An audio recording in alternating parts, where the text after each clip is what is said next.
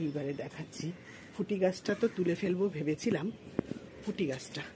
এবারে ফুটি গাছটা তুলতে গিয়ে আমি দেখছি যে আবার নতুন পাতা ছাড়ছে। এই দেখুন, নতুন ফুটি দেখা দিচ্ছে।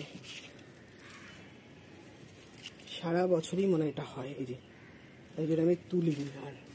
আর একটা পলিনেশন করিয়ে দিয়েছি। এই দেখুন ঝুলেছে, এটা পলিনেশন করিয়ে দিয়েছি। এই ঝুলেছে।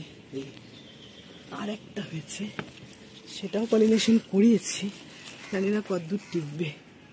এই যে একেবারে এই যে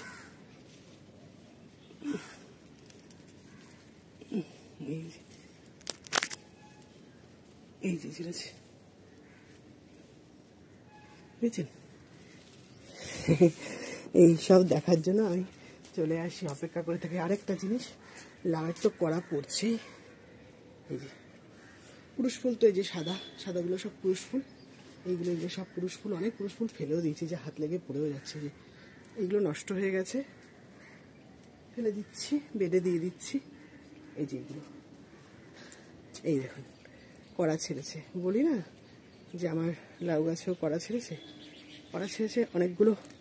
কড়া আমি পলিনেশন করিয়েও দিয়েছি, কিন্তু চমক দেখাচ্ছি। অনেকগুলো করিয়ে দেওয়াতেও কিন্তু সব কটা টেকেনি, একখানা টিকেছে। এই দেখুন বন্ধুরা, একখানা টিকেছে। আমার গোল্লাও আবার ধরেছে। এটা হারভেস্ট করবো 2-1 দিনের মধ্যে। এই যে দেখেছেন, দেখুন এইটা ঝুলেছিল, আমি এইটাকে তুলে বেঁধে দিয়েছি। দেখবেন কিভাবে বেঁধেছি? এই দেখুন, এখান দিয়ে বেঁধে দিয়েছি, না হলে এনা টেনে ছিঁড়ে ফেলতো। এনা হচ্ছে আমার বাড়ির পেট, এই জন্য আমি তুলে বেঁধে দিয়েছি।